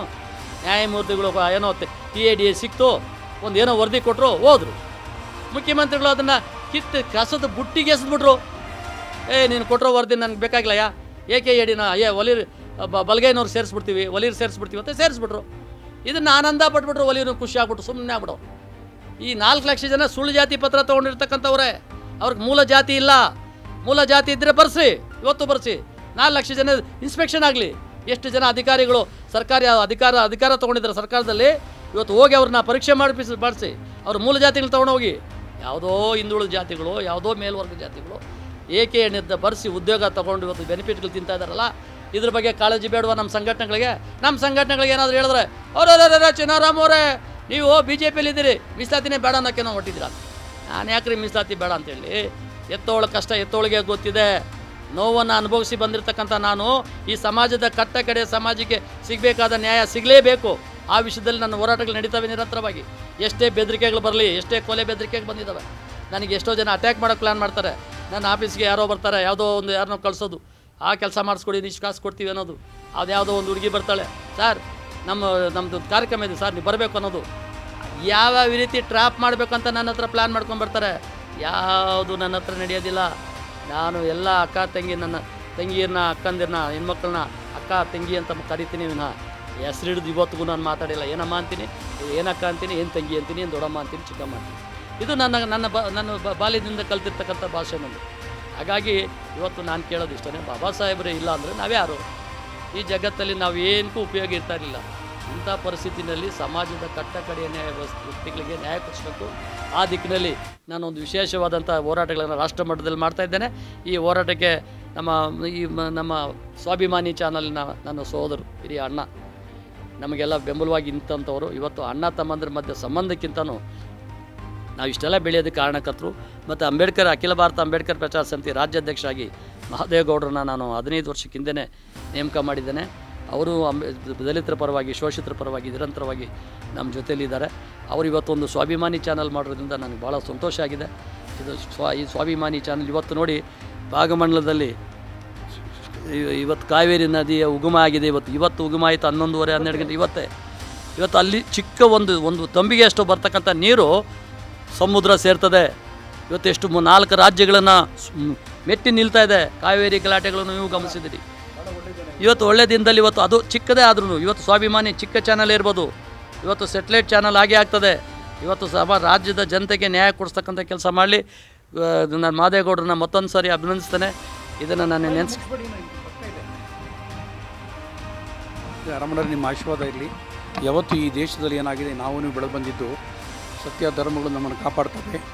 ನಾವು ಯಾವತ್ತೂ ಧರ್ಮದ ಪರ, ನ್ಯಾಯದ ಪರ ನಿಲ್ಲಬೇಕು. ಜಾತಿ ವ್ಯವಸ್ಥೆ ಏನೇ ಇದ್ದರೂ ಸಹ ಆ ವ್ಯವಸ್ಥೆಗಳನ್ನು ಒಂದು ಸಮರ್ಪಕವಾಗಿ ಆಡ್ಕೊಂಡು ಹೋಗ್ಬೇಕನ್ನೋದೇ ನಾವು ನಡ್ಕೊಂಡ್ಬಂದಿದ್ದು.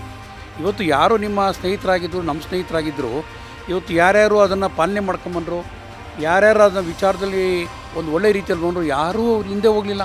ಇವತ್ತು ನಾವು ಸಮಕಾಲರಾಗಿದ್ದಾರೆ. ನಾವು ನೀವು ಭಾಳ ಕುಗ್ರಾಮದಲ್ಲಿ ಬೆಳ್ಕೊಂಡು ಬಂದರು. ಮಂಡೂರಲ್ಲಿ ಕಸ ಹಾಕಿದಾಗ ನಾವೆಲ್ಲ ಇಡೀ ಊರು ಜನ ನಾವೆಲ್ಲ ಅಧ್ವಾನ ಹಿಡಿದೋದಾಗ ತಾವು ಎಲ್ಲ ಸೇರಿ ಯೋಚನೆ ಮಾಡಿದ್ರಿ. ಆ ವಿಚಾರದಲ್ಲಿ ಈ ರಾಜ್ಯದ ಮುಖ್ಯಮಂತ್ರಿಗಳು, ಅವತ್ತು ಮುಖ್ಯಮಂತ್ರಿ ಆಗಿದ್ದು ಸಿದ್ದರಾಮಣ್ಣವ್ರನ್ನ ನಾನು ಅಭಿನಂದಿಸ್ತೇನೆ. ಅವತ್ತು ಮಂಡೂರು ಕಸ ತೆಗೆದ್ರು. ನನ್ನೂರು ಭಾಳ ಹೆಮ್ಮೆ ಇದೆ. ಈ ರಾಜ್ಯದ ಮುಖ್ಯಮಂತ್ರಿಗಳು ಅವತ್ತು ಕೇಳಿದರು, ಯಾವುದೇ ಕಾರಣಕ್ಕೆ ನಾನು 1ನೇ ತಾರೀಕಿಂದ ಆಚೆಗೆ ಕಸ ಹಾಕಲ್ಲ, ಮಂಡೂರು ತೀರ್ಮಾನ ಮಾಡಿದರು. ಹಾಗಾಗಿ ಈ ರಾಜ್ಯದ ಇವತ್ತಿನ ಮುಖ್ಯಮಂತ್ರಿಗಳು, ಅವತ್ತಿನ ಮುಖ್ಯಮಂತ್ರಿಗಳು, ಸರ್ ನಿಮಗೆ ನನ್ನ ಅಭಿನಂದನೆಗಳು. ಹಾಗಾಗಿ ಬರ್ತಾ ಮಾತಾಡ್ತಿದ್ದೀನಿ ಸರ್. ಈಗ ಅಂತಿಮವಾಗಿ ತಾವು ದಯಮಾಡಿ ರಮಣರು ಒಂದು ವಿಶೇಷ ಏನಂತಂದರೆ, ಇದುವರೆಗೆ ಆಗಿಬಿಟ್ಟಿದೆ, ಈ ದಿನಕ್ಕೆ ಮುಗಿದುಬಿಟ್ಟಿದೆ. ಫರ್ದರ್ ಈ ಸರ್ಕಾರಕ್ಕೆ ಅಥವಾ ಈ ಜನತೆಗೆ ತಾವೊಂದು ಕಿವಿ ಮಾತು ಹೇಳಿ, ಎಲ್ಲಿವರೆಗೆ ಏನೇನು ಮಾಡಿದ್ರೆ ಒಂದು ಸರೋಗ್ಬೋದು, ಇದಕ್ಕೊಂದು ತಾರ್ಕಿಕ ಆಡಬೇಕು. ಎಲ್ಲೋ ಒಂದು ಕಡೆ ಜನ ತಿಳಿದಲು ಎಲ್ಲೂ ಪಕ್ಕಕ್ಕೆ ಹೋಗಿರ್ಬೋದು, ಯಾರೋ ಅವ್ರನ್ನ ಕಿವಿ ಹಿಂಡಿರ್ಬೋದು ಅಂತ ನಿಮ್ಮ ಮಾತಲ್ಲಿ ಗೊತ್ತಾಯ್ತು ನನಗೆ. ಹಾಗಾಗಿ ತಾವು ಭಾಳ ಸೂಕ್ಷ್ಮವಾಗಿ ಈ ರಾಜ್ಯ ಸರ್ಕಾರಕ್ಕೆ ಈ ಮೀಸಲಾತಿ ವಿಚಾರದಲ್ಲಿ ಯಾರಿಗೆ ನಷ್ಟ, ಯಾರಿಗೆ ಲಾಭ, ಅಥವಾ ಮೋಹನ್ ದಾಸ್ ಅವರು ನ್ಯಾಯಮೂರ್ತಿಗಳು ಇದರಲ್ಲಿ ಯಾರಾದರೂ ಇದರ ಕೈವಾಡ ಮಾಡಿದ್ರಾ, ಇಲ್ಲದೇ ಇರ್ಬೋದು ಅನ್ನೋ ವಿಚಾರದಲ್ಲಿ ಒಟ್ಟಾರೆ ಮುಂದಿನ ದಿನಗಳಲ್ಲಿ ಇದು ಒಳ್ಳೆ ರೀತಿಗೆ ಬರಬೇಕನ್ನೋ ಭಾವನೆ ಸ್ವಾಭಿಮಾನಿ ಸಂಸ್ಥೆ ನಮ್ಮದಾಗಿದೆ. ಈ ರಾಜ್ಯ ಜನತೆಗೆ ಒಳ್ಳೇದಾಗಬೇಕು ಅಂತ ಹೇಳ್ತಾ, ಈ ರಾಜ್ಯದ ಎಲ್ಲ ಜನತೆಗೆ ಮುಖ್ಯಮಂತ್ರಿಗಳಾಗಿ, DCMಗಳಾಗಿ, ವಿರೋಧ ಪಕ್ಷದವರಾಗಿ, ಎಲ್ಲ ಪಕ್ಷದ ಮುಖಂಡರಿಗೆ, ಸಾಮಾಜಿಕ ಹೋರಾಟಗಾರರು, ಸಾಹಿತಿಗಳಿಗೆ, ಈ ರಾಜ್ಯದ ಹೋರಾಟಗಾರರಿಗೆ ನಾನು ಒಂದು ಕೇಳ್ಕೊತಿದ್ದೇನೆ. ಮಾನ್ಯ ಚೀನಾರಾಮ್ ಅವರು ಯಾವತ್ತೂ ಅವರು ನ್ಯಾಯ ಬಿಟ್ಟು ನಡ್ಕೊಂಡವರಲ್ಲ.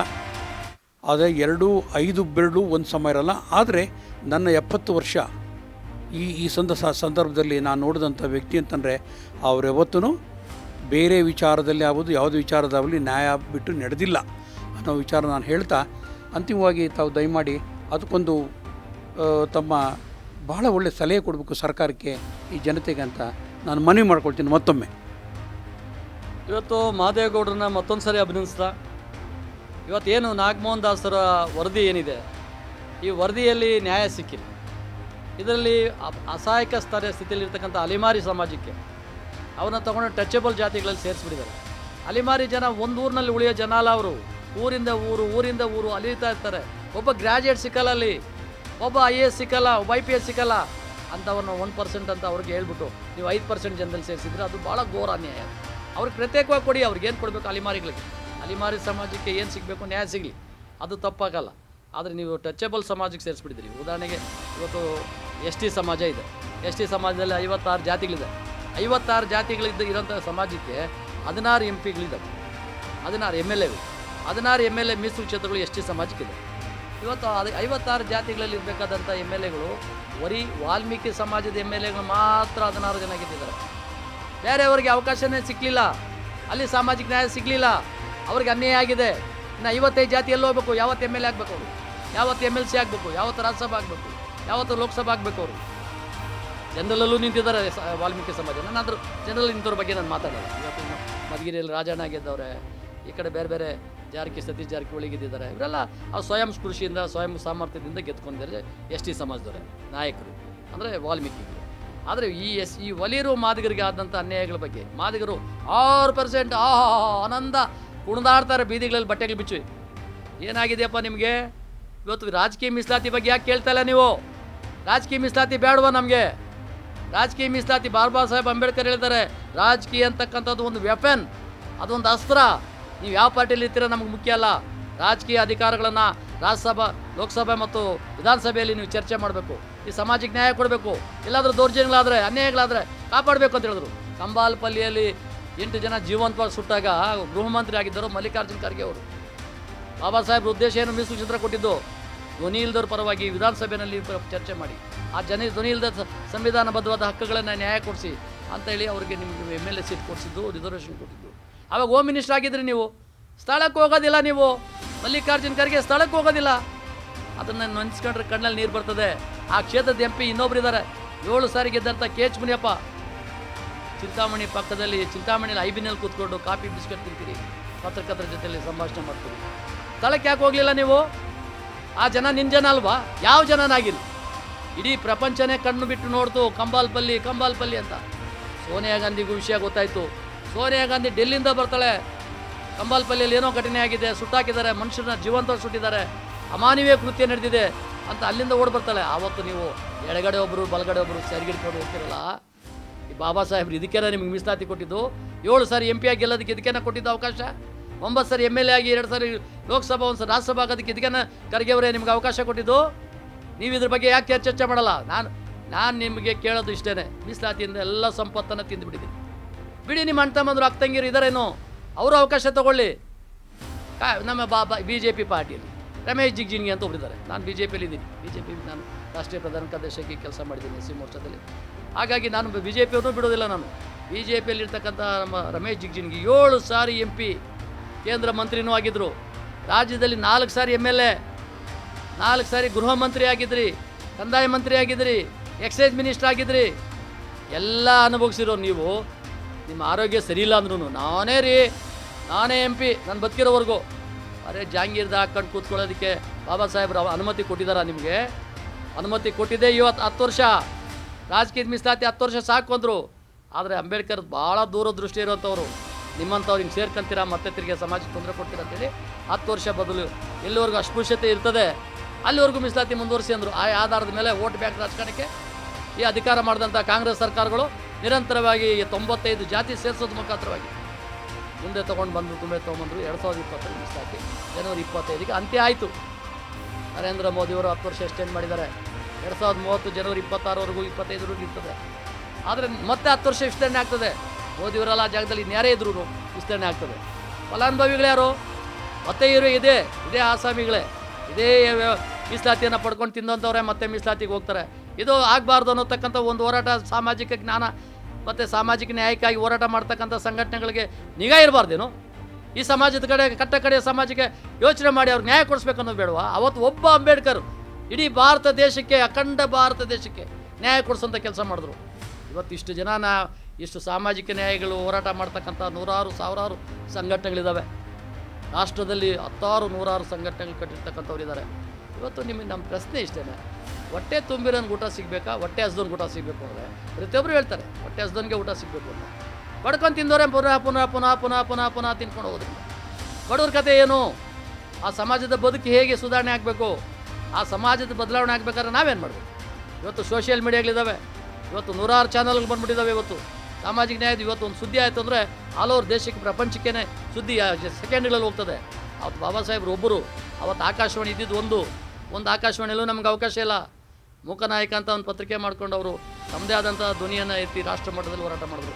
ಆದರೆ ಇವತ್ತು ನಮ್ಮ ಇಷ್ಟು ಸಂಘಟನೆಗಳು, ಇಷ್ಟು ವಿದ್ಯಾವಂತರು, ಇಷ್ಟು ಸಮಾಜದ ಬದುಕನ್ನು ತಗೊಂಡು ಮೀಸಲಾತಿಯನ್ನು ತಿಂದಿರ್ತಕ್ಕಂಥ 78 ವರ್ಷದ ಕಾಲ ನಿರಂತರವಾಗಿ ಸ್ವತಂತ್ರ ಮನೆ ಮೇಲೆ ತಿಂದಿರ್ತಕ್ಕಂಥ ನಮ್ಮ ಸಂಘಟನೆ ಹೋರಾಟಗಾರರು ಎಲ್ಲಿದ್ದಾರೆ? ಸಂಘಟನೆಯ ರಾಜಕೀಯ ಅಧಿಕಾರ ಪಡ್ಕೊಂಡವ್ರು ಎಲ್ಲೋಗಿದ್ದಾರೆ?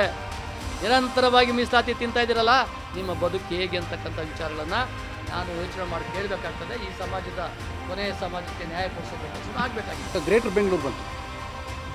ಗ್ರೇಟರ್ ಬೆಂಗಳೂರಲ್ಲಿ ಭಾಳ ದೊಡ್ಡ ವ್ಯವಸ್ಥೆ ಮಾಡಿದ್ದಾರೆ. ಮೊನ್ನೆ DK ಶಿವಕುಮಾರ್ ಅವರು ರಾಜ್ಯ ಮುಖ್ಯಮಂತ್ರಿಗಳು 50% ಲೇಡೀಸು ಖಂಡಿತ ಹೇಳಿದ್ದಾರೆ. 50% ಹೆಣ್ಮಕ್ಳಿಗೆ ಕೊಡ್ತೀವಿ ಅಂತಂತ. ಈಗ ಗ್ರೇಟರ್ ಬೆಂಗಳೂರು ಬಂದಾಗ ಇಷ್ಟೊತ್ತು ನಾವೇನು ಚರ್ಚೆ ಮಾಡಿದ್ವಿ, ಮೀಸಲಾತಿನ ವಿಚಾರದಲ್ಲಿ ನೀವು ಏನು ಇಷ್ಟೊತ್ತು ವಾದ ಮಾಡಿದ್ದೀರಾ, ಎಲ್ಲೆಲ್ಲಿ ಮಿಸ್ ಆಯಿತು, ಯಾವುದರಲ್ಲಿ ಹೋಯಿತು, ಕೆನೆಪದ್ರ ಮತ್ತೊಂದು ವಿಚಾರದಲ್ಲಿ ಹೋದಾಗ ಅದನ್ನು ಫೈನಲಾಗಿ ಒದ್ದೇಳಿ ಅಟ್ಲೀಸ್ಟ್ ಇದು ಮುಂದೆ ಇದೆ, ಚುನಾವಣೆ ಮುಂದೆ ಇರೋದ್ರಿಂದ ಅಲ್ಲಾದರೂ ಈ ಚುನಾವಣೆ ಬೆಂಗಳೂರು ನಗರ ಅಂತೂ ಈ ದೇಶ ನೋಡಿದಂಥ ಬೆಂಗಳೂರು ಅತಿ ಹೆಚ್ಚು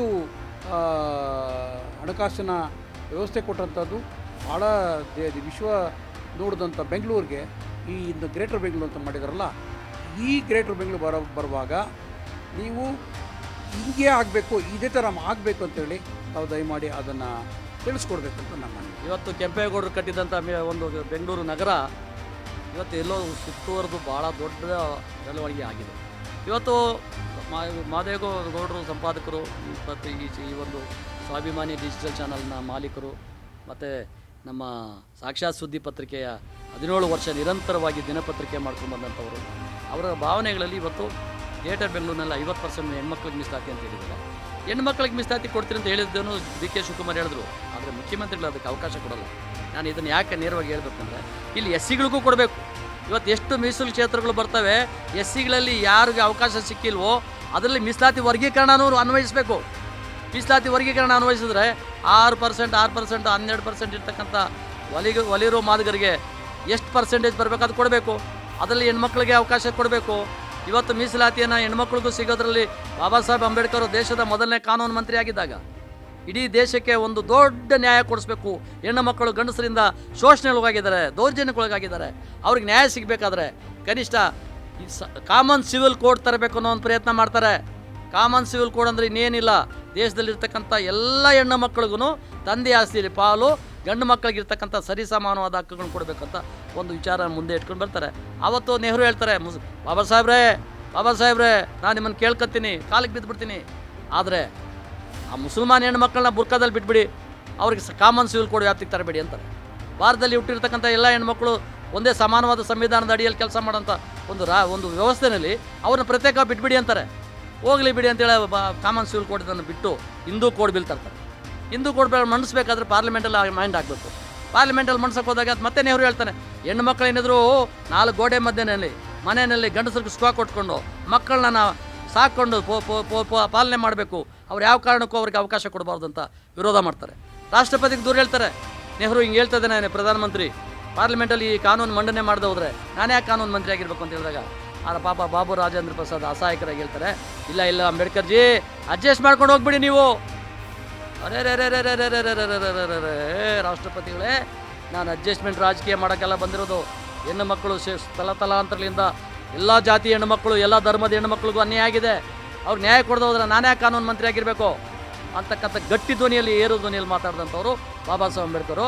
ಅವಾಗ ಹೇಳ್ತಾರೆ, ಯಾವ ಹೆಣ್ಣು ಮಕ್ಕಳಿಗಾಗಿ ಕಾನೂನು ಮಾಡಲಿಕ್ಕೆ ಆಗದೆ ಇರ್ತಕ್ಕಂಥ ಕಾನೂನು ಮಂತ್ರಿಯಾಗಿ ನಾನು ಒಂದು ಕ್ಷಣ ಇರೋದಿಲ್ಲ, ರಾಜಕೀಯ ಮಂತ್ರಿಯಾಗಿ ಅಂತ ರಾಜೀನಾಮೆ ಬಿಸಾಕಿ ಬಂದಂಥವ್ರು, ದೇಶಕ್ಕೆ ಆದರ್ಶಪ್ರಾಯವಾಗಿರ್ತಕ್ಕಂಥವ್ರು, ಭಾರತದ ಸಂವಿಧಾನ ಶಿಲ್ಪಿ, ಭಾರತ ರತ್ನ, ವಿಶ್ವ ಶೋಷಿತರ ಸಮಾಜದ ನಾಯಕ, ಅಗ್ರಗಣ್ಯ, ಎಲ್ಲರ ಪರವಾಗಿ ಧ್ವನಿ ಎದ್ದಂಥ ಮಹಾನ್ ನಾಯಕ ಇವತ್ತು ಬಾಬಾ ಸಾಹೇಬ್ ಅಂಬೇಡ್ಕರ್ ರಾಜೀನಾಮೆ ಕೊಟ್ಟಿದ್ದು ಕಾನೂನು ಮಂತ್ರಿಗೆ, ಕೇಂದ್ರದ ಕಾನೂನು ಮಂತ್ರಿಗೆ.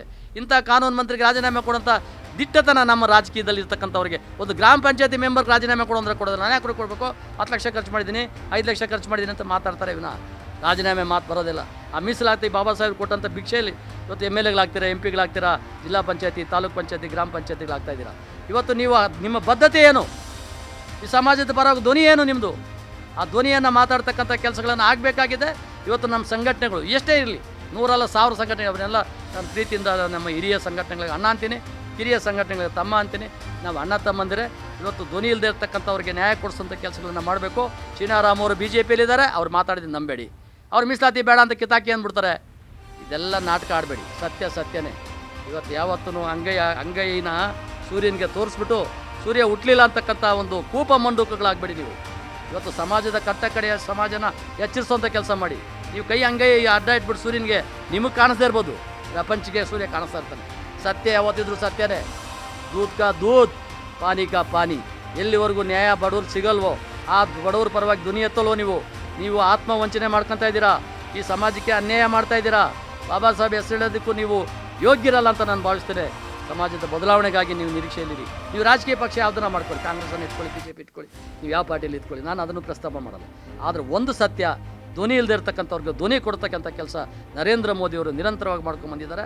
ನರೇಂದ್ರ ಮೋದಿಯವರ ದೂರದೃಷ್ಟಿ, ಈ ಸಮಾಜದ ಬದಲಾವಣೆಗೆ ಅವ್ರು ಕೊಟ್ಟಿರ್ತಕ್ಕಂಥ ಕೊಡುಗೆಗಳು ವಿಶೇಷವಾದಂಥ, ಇಲ್ಲಿವರೆಗೂ ಯಾರಿಂದ ಸಾಧನೆ ಮಾಡೋಕ್ಕಾಗದಿರ್ತಕ್ಕಂಥ ವಿಶೇಷ ಘಟಕ ಯೋಜನೆ ಹಣ, ವಿಶೇಷವಾಗಿ ಯೋಚನೆಗಳನ್ನು ಕೊಡ್ತಕ್ಕಂಥವ್ರು ನರೇಂದ್ರ ಮೋದಿ ಕೇಂದ್ರ ಸರ್ಕಾರದಿಂದ ಬರ್ತಾ ಇದೆ. ರಾಜ್ಯದಲ್ಲೂ ಅದೇ ಭಾವನೆಯಿಂದ ನಾವು ಗಮನಿಸ್ತೇವೆ. ನೀವು ಅಹಿಂದ ನಾಯಕರಾಗಿರ್ತಕ್ಕಂಥ ಸಿದ್ದರಾಮಯ್ಯನವರೇ, ನೀವು ಇವತ್ತು ಮಾದೇಗೌಡರು ಮೊದಲನೇದಾಗಿ ಪ್ರಶ್ನೆ ಹೇಳಿದ್ರು, ಭಾಳ ಒಳ್ಳೆ ನಾಯಕರು ಅಂತ. ನಾನು ಅದ್ರ ಬಗ್ಗೆ ನಾನು ಮಾತಾಡಲ್ಲ. ಆದರೆ ಇವತ್ತು ನಿಜ ಸತ್ಯಾಂಶ ಅದು ಯಾರು ಬೇಕಾದರೂ ಮಾಡ್ಕೊಂಡು ಹೋಗ್ತಾರೆ, ಅದು ಮುಖ್ಯ ಅಲ್ಲ. ರಾಜ್ಯಕ್ಕೆ ಹೆಮ್ಮೆ ಪ್ರಶ್ನೆ ಅಲ್ಲ. ನೀವು ಇದ್ದಿದ್ದು ಮುಖ್ಯ ಅಲ್ಲ, ಏನು ಮಾಡಿದ್ರು ಅನ್ನೋದು ಮುಖ್ಯ ನಮಗೆ. ನಾನು ಓಲೈಕೆ ಕೆಲಸ ನಾನು ಮಾಡಲ್ಲ. ನಾನು ಇಲ್ಲಿ ಸ್ವಾಭಿಮಾನಿ ಚಾನಲಲ್ಲಿ ಕೂತ್ಕೊಂಡು ನಾನು ಮಾತಾಡಬೇಕಾದ್ರೂ ಸತ್ಯನೇ ಹೇಳ್ಬೇಕಾಗ್ತದೆ. ನೀವು ಅಧಿಕಾರ ತೊಗೊಳ್ತಿರೋ, 10 ವರ್ಷ ಇರ್ತೀರೋ, 20 ವರ್ಷ ಇರ್ತೀರೋ, 50 ವರ್ಷ ಇರ್ತೀರೋ, ಇಟ್ಕೊಳ್ಳಿ. ಇವಾಗ ದೇಶನ 60 ವರ್ಷ ಆಳಿದ್ರಿ ಕಾಂಗ್ರೆಸ್, ನಾವು ಬೇಡ ಅಂತ ಹೇಳಿಲ್ಲ. ಆದರೆ ಧ್ವನಿ ಕೊಡ್ತಕ್ಕಂಥ ಕೆಲಸ ಯಾರು ಮಾಡಬೇಕು? ಬಡವ್ರ ಪರವಾಗಿ ಧ್ವನಿ ಎತ್ತಬೇಕಾದ್ರೆ ಯಾರು? ಈ ಕೆಲಸ ಆಗಲೇಬೇಕು. ಈ ದಿಕ್ಕಿನಲ್ಲಿ ಒಳ್ಳೆ ಕೆಲಸಗಳಾಗಲಿ. ಈ ಸರ್ಕಾರ ಎಚ್ಚೆತ್ಕೊಳ್ಳಿ. ಈಗಲಾದ್ರೂ ಎಚ್ಚೆತ್ಕೊಳ್ಳಿ. ಈಗಲೂ ಜೀವ ಇಶ್ಯೂ ಮಾಡಿಬಿಟ್ರ ತಕ್ಷಣ ಎಲ್ಲ ಸಂಘಟನೆ ನಾಯಕರುಗಳು ತಟಸ್ಥ ಆಗಿಬಿಟ್ಟಿದ್ದಾರೆ. ಈ ಹಿಂದೆ ಒಂದು ಸತ್ಯ ಹೇಳ್ತೀನಿ. ಹಿಂದೆ ಕನ್ನಡ ಚಳವಳಿಗಾರರು ಬೀದಿಗಿಳಿದು ದಿನನಿತ್ಯ ಹೋರಾಟ ಮಾಡ್ತಾಯಿದ್ರು. ಯಾವ ವಿಷಯಕ್ಕೆ? ಕನ್ನಡಕ್ಕೆ ಶಾಸ್ತ್ರೀಯ ಭಾಷೆ ಬೇಕು ಅಂತ. ವಾಟಾಳ್ ನಾಗರಾಜು ಎಮ್ಮೆ, ಕೋಣ, ಕೋಳಿ, ಕುರಿ ಎಲ್ಲ ತಗೊಂಬಂದು ಬೀದಿಗೆ ನಿಂತ್ಕೊಂಡ್ಬಿಡೋರು. ಕನ್ನಡಕ್ಕೆ ಶಾಸ್ತ್ರೀಯ ಭಾಷೆ ಬೇಕು, ಅಗ್ರಗಣ್ಯ ಭಾಷೆ ಹೋರಾಟಗಾರ ಅಂತ ಎಲ್ಲ ಸಂಘಟನೆಗಳು ಅದೇ ಕೆಲಸ ಮಾಡಿದ್ರು. ಯಡಿಯೂರಪ್ಪನವರು ಹೋಗಿ ಗಾಂಧಿ ಸ್ಟ್ಯಾಚ್ಯೂ ಮುಂದೆ, ಗಾಂಧಿ ಸ್ಮಾರಕದಲ್ಲಿ ನಾನು ಧರಣಿ ಮಾಡ್ತೇನೆ, ಕನ್ನಡಕ್ಕೆ ಶಾಸ್ತ್ರೀಯ ಭಾಷೆ ಬೇಕು ಅಂತ ತಕ್ಷಣ ಕೊಟ್ಟಾದ್ಮೇಲೆ ಏನಾಗಿದೆ ಅಂತ ಇವತ್ತಿಗೆ ಯಾರಾದರೂ ಕೇಳಿದಾರಾ? ಎಷ್ಟು ದುಡ್ಡು ಬರ್ತಾ ಇದೆ ಕೇಂದ್ರದಿಂದ? ಎಷ್ಟು ಕನ್ನಡಕ್ಕೆ ಒಳ್ಳೆಯದಾಗಿದೆ? ಕನ್ನಡಕ್ಕೆ ಶಾಸ್ತ್ರೀಯ ಭಾಷೆ ಬಂದ ತಕ್ಷಣ ತಟಸ್ಥಾಗ್ಬಿಟ್ರು. ಇವತ್ತು ಮೀಸಲಾತಿ ವರ್ಗೀಕರಣ ಬೀದಿಗಿಳಿದು ಚಾಟಿಗಳು ತೊಗೊಂಡು ಹೊಡ್ಕೊಳ್ಳೋದು, ಚಪ್ಪಲಿಗಳು ತೊಗೊಂಡು ಎದೆಗಳ ಮೇಲೆ ಹೊಡ್ಕೊಳ್ಳೋದು, ಬೀದಿಗಿಳಿದು ಕುಸ್ತಿ ಆಡೋದು, ಬಟ್ಟೆ ಬಿಚ್ಚಿಬಿಡೋದು, ಅರೆಬೆತ್ತಲೆ ಮೆರವಣಿಗೆ ಮಾಡೋದು. ನೀವು ಮಾಡಬೇಡಿ ಅಂತ ನಾನು ಹೇಳಲ್ಲ. ಇದ್ರ ಸಾಧಕಗಳೇನು? ಇದ್ರ ಬದುಕೇನು? ಇದ್ರ ಬಗ್ಗೆ ನೀವು ಯೋಚನೆ ಮಾಡಿ. ನೀವು ಚೀನಾರಾಮ ಹೇಳ್ತಾ ಇದ್ರೆ ಅದೇನು ತಪ್ಪಲ್ಲ ಹೇಳ್ತಾ ಇರೋದು. ತಪ್ಪಿದ್ರೆ ತಪ್ಪಂತೇನೆ ಹೇಳಿ, ಚರ್ಚೆ ಮಾಡೋಣ. ಸತ್ಯನ ತಿಳಿಸೋಂಥ ಪ್ರಯತ್ನ ಮಾಡಬೇಕು. ಇವತ್ತು ಸ್ವಾಭಿಮಾನಿ ಡಿಜಿಟಲ್ TV ಚಾನಲ್ ಇವತ್ತು ರಾಷ್ಟ್ರಕ್ಕೆ ಒಂದು ಒಳ್ಳೆ ಮೆಸೇಜ್ ಕೊಡ್ತಾ ಇದೆ. ನೋಡುಗರ ಸಂಖ್ಯೆ ಕಡಿಮೆ ಇರ್ಬೋದು. ಈ ಸತ್ಯ ಎಲ್ಲಿದ್ದರೂ ಸತ್ಯನೇ. AJPL ಬಂಗಾರ ಸಿಗುತ್ತೆ, ಭದ್ರಾವತಿಯಲ್ಲಿ ಕಬ್ಬಿಣ ಸಿಗುತ್ತೆ. ಕಬ್ಬಿಣನ ಯಾರೂ ನೋಡಲ್ಲ, ಬಂಗಾರದ ಕಡೆನೇ ಗಮನ ಹರಿಸೋದು ಇಡೀ ದೇಶ ಪ್ರಪಂಚನೇ. ಎಲ್ಲಿ ಬಂಗಾರ ಸಿಗುತ್ತೆ ಅಲ್ಲಿ. ಹಂಗೆ ಸ್ವಾಭಿಮಾನಿ ಚಾನಲ್ಲು 100 ಜನ ನೋಡ್ತಾರೋ, 1000 ಜನ ನೋಡ್ತಾರೋ, 1,00,000 ಜನ ನೋಡ್ತಾರೋ, ಅದು ಮುಖ್ಯ ಅಲ್ಲ. ಸತ್ಯನ ಪ್ರಚಾರ ಮಾಡೋದಕ್ಕೆ ಇಷ್ಟೆಲ್ಲ ನಮಗೆ ವೇದಿಕೆ ವ್ಯವಸ್ಥೆ ಮಾಡಿ ಇಲ್ಲಿ ಕರೆಸಿ ಜನಕ್ಕೊಂದು ಒಳ್ಳೆ ಮೆಸೇಜ್ ಕೊಡಿ ಅಂತಂದು. ಜನರಲ್ ವಿಷಯ ಮಾತಾಡ್ಬೋದು, ಎಲ್ಲರೂ ಮಾತಾಡ್ತಾರೆ. ಆದರೆ ಧ್ವನಿ ಇಲ್ದಿರೋ ಜನರ ಪರವಾಗಿ ಯಾರು ಮಾತಾಡ್ಬೋದು? ನನ್ನಂಥವನು ಅದಕ್ಕಾಗೇ ನಿಂತಿದ್ದೀನಿ. ನಾನು ಒಬ್ಬನೇ ಅಲ್ಲ, ಲಕ್ಷಾಂತರ ಜನ ಇರ್ತಿದ್ದಾರೆ. ಇವತ್ತು ನಮ್ಮ ರಾಜ್ಯದಲ್ಲಿ ಭಾಳ ಜನ ನನ್ನನ್ನು ಹೇಳ್ತಾರೆ, ಅಣ್ಣ ನಿನ್ನ ಹೋರಾಟಗಳಿಗೆ ನಮ್ಮ ಬೆಂಬಲ ಇದೆ. ಸದಾ ನಾವು ಬೀದಿಗಿಳಿದು ಬೇರೆಯವ್ರ ಥರ ಕುಣಿಯೋಕ್ಕಾಗಲ್ಲ. ಎಲ್ಲೋ ರಸ್ತೆ ತಡ ಮಾಡೋದು, ಯಾರಿಗೋ ಕಲ್ಲು ಹೊಡೆಯೋದು, ಮಸಿ ಬೆಳೆಯೋ ಕೆಲಸ ನಮ್ಮ ಕೈಲಾಗಲ್ಲ. ಬಾಬಾ ಸಾಹೇಬ್ರು ಅವತ್ತೂ ಚೌಡಾರ್ ಕೆರೆಗೆ ಹೋಗಿ ನೀರು ಕುಡಿಬೇಕಂತ ಹೋಗಿ ನೀರು ಕುಡಿದಾಗ ಆ ಊರಿನ ಪ್ರಮುಖರು ಅಂಬೇಡ್ಕರ್ನ ಹೊಡಿತಾರೆ. ಅಂಬೇಡ್ಕರ್ ಹೇಳ್ತಾರೆ, ನಾನು ಇವತ್ತು ನೀರನ್ನು ಕುಡಿದಿದ್ದೇನೆ, ಈ ಹೋರಾಟದಲ್ಲಿ ಜಯಶೀಲನಾಗಿದ್ದೇನೆ, ಯಾರು ನನ್ನ ಹೊಡೆದವ್ರನ್ನ ಹೊಡೆಯೋಕ್ಕೆ ಹೋಗ್ಬೇಡಿ, ಶಾಂತರಾಗಿ ಅಂತ ಶಾಂತಿ ಹೇಳಿದ್ರು. ಅದು ಬಾಬಾ ಸಾಹೇಬ್ ಅಂಬೇಡ್ಕರ್ ಅನುಯಾಯಿಗಳಾಗಿ ನಾವು ಮಾಡಬೇಕಾದಂಥ ಶಾಂತಿ ಹೋರಾಟ ವಿಚಾರ ಕ್ರಾಂತಿಯನ್ನು ಆಗಬೇಕಾಗಿದೆ, ರಕ್ತ ಕ್ರಾಂತಿ ಅಲ್ಲ. ಶಾಂತಿಯಾದಂಥ ಹೋರಾಟಗಳನ್ನು ಮಾಡಬೇಕಾಗಿದೆ. ಬಾಬಾ ಸಾಹೇಬ್ರಿಗೆ ಗೌರವ ಕೊಡಬೇಕಾದ ಕೆಲಸಗಳು ಮಾಡೋಣ ಅಂತೇಳಿ ಇವತ್ತು ನನ್ನನ್ನು ಕರೆದಂಥ ಮಾದೇಗೌಡರಿಗೂ ಮತ್ತು ಇಲ್ಲಿನ ತಾಂತ್ರಿಕ ಸಿಬ್ಬಂದಿ ಮತ್ತು ಫೋಟೋಗ್ರಾಫರ್ಗಳು, ವಿಡಿಯೋಗ್ರಾಫರ್ಗಳಿಗೂ ನಾನು ಅಭಿನಂದಿಸಿ ಈ ಒಂದು ಚಾನಲಿನ ಈ ಒಂದು ಮುಖ್ಯ ವಿಚಾರಗಳನ್ನು ಪ್ರಚಾರ ಕೊಡೋದಕ್ಕೆ ಅವಕಾಶ ಮಾಡಿಕೊಟ್ಟಿದ್ದಕ್ಕೆ ಅಭಿನಂದಿಸಿ ನಾನು ಮಹಾದೇವಗೌಡರನ್ನ ಮತ್ತೊಂದು ಸರಿ ನನ್ನ ಹೃದಯಪೂರ್ವಕವಾಗಿ ಕಾಳಜಿಯಿಂದ ಹತ್ಕೊಳ್ತಾ ಇದ್ದೀನಿ. ಅವರು ಜಾತಿಯಲ್ಲಿ ಗೌಡರೇ ಆಗಿದ್ರು ನಾನೊಬ್ಬ ಅಸ್ಪೃಶ್ಯ ಸಮಾಜದ ವ್ಯಕ್ತಿಯನ್ನು ಕರೆದು ಒಂದು ತಟ್ಟೆಯಲ್ಲಿ ಕೂತು ಊಟ ಮಾಡಿ ಒಂದು ತಾಯಿ ಮಕ್ಕಳ ಥರ ಬೆಳೆಸ್ತಾರೆ. ಇವತ್ತು ಅವರ ಒಂದು ಪ್ರೋತ್ಸಾಹನೇ ನಾವು ಇವತ್ತು ಈ ಲೆವೆಲ್ ಭಾರತ ಮಟ್ಟದಲ್ಲಿ ಈ ವಿಚಾರ ಕ್ರಾಂತಿಗಳು ಮಾಡೋದಕ್ಕೆ ಸಾಧ್ಯ ಆಗಿದೆ ಅಂತ ಹೇಳಿ ನಾನು ಅಭಿನಂದಿಸಿ. ವೀಕ್ಷಕರೇ, ತಮ್ಮಲ್ಲಿ ನನ್ನ ಒಂದು ಮನವಿ. ಏನು ಚಿನ್ನರಾಮಣ್ಣವರು ನಾವೆಲ್ಲ ಏನು ಬೆಳೆದು ಬಂದ್ವಿ, ನಾವು ಯಾವತ್ತೂ ಬದಲಾಗಿಲ್ಲ. ಬಡತನ ಬಂದಿರ್ಬೋದು, ಕೊರೋನಾ ಬಂತು ಹೋಯ್ತು, ಕಾಯಿಲೆ ಬಂತು ಹೋಯ್ತು, ಇದ್ದಿರ್ತದೆ. ಬಟ್ ನಾವೆಲ್ಲ ಇಲ್ಲಿ ಬದುಕಿದ್ದೇವೆ. ನಾವು ಏನು ಈ ವಯಸ್ಸಾದರೂ ಸಹ ಮುಂದಿನ ಪೀಳಿಗೆಗೆ ಏನು ಬಿಟ್ಟು ಹೋಗ್ಬೇಕಂದ್ರೆ ಶಾಂತಿ ಧರ್ಮಗಳನ್ನು, ಒಳ್ಳೆಯ ರೀತಿಗಳನ್ನು, ಪಾಲನೆಗಳನ್ನು ಬರುವ ದಿನಗಳಲ್ಲಿ ಮುಂಚೂಣಿಯಲ್ಲಿ ಈ ರಾಜ್ಯ, ಈ ರಾಷ್ಟ್ರಕ್ಕೆ ಒಂದು ಒಳ್ಳೆಯ ಸಂದೇಶ ಕೊಡಬೇಕು ಅನ್ನೋದು ನನ್ನ ಭಾವನೆಯಾಗಿದೆ. ನನ್ನ ಪತ್ರಿಕೆ ತಗೊಂಡಾಗ ನೂರಾರು ಜನ ಹೇಳಿದರು, ಬೇರೆ ಬೇರೆ ಆರೇನೆ ಬಂತು. ಸಾಕ್ಷಾತ್ ಸುದ್ದಿ ಅಂತ ಬಂದಾಗ ಆ ಸುದ್ದಿ ವಿಚಾರ ಭಾಳಷ್ಟು ಜನ ಹೇಳಿದರು.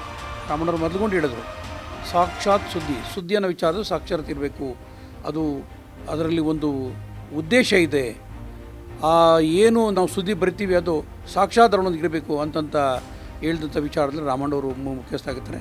ಅದೇ ರೀತಿ ನೀವು 17 ವರ್ಷ ನನ್ನನ್ನು ಈ ರಾಜ್ಯದಲ್ಲಿ ಕಾಪಾಡಿದ್ದೀರಾ, ನನ್ನ ಪತ್ರಿಕೆ ಓದಿದ್ದೀರಾ. ತಮ್ಮ ಅನಿಸಿಕೆಗಳನ್ನು ಖಂಡಿತ ನಾನು ಸ್ವೀಕಾರ ಮಾಡ್ತೀನಿ. ನಾನೇ ದೇವರು ಅಂತ ಹೇಳಲ್ಲ. ಸತ್ಯ ಧರ್ಮಗಳನ್ನು ಆಮೇಲೆ ಒಬ್ಬ ಜನರಿಗೆ ಮುಟ್ಟಿಸುವಂಥ ವಿಚಾರಗಳಲ್ಲಿ ನಾನು ಯಾವತ್ತಿರ್ತೇನೆ. ನಿಮಗೆ ಸದಾ ನಾನು ಸ್ವಾಭಿಮಾನಿ ಸುದ್ದಿ ವಾಹಿನಿಯ ಬಾಗಿಲು ತೆಗೆದಿರ್ತದೆ. ನಾನೇನು ಅಷ್ಟು ಶ್ರೀಮಂತಂತಲ್ಲ.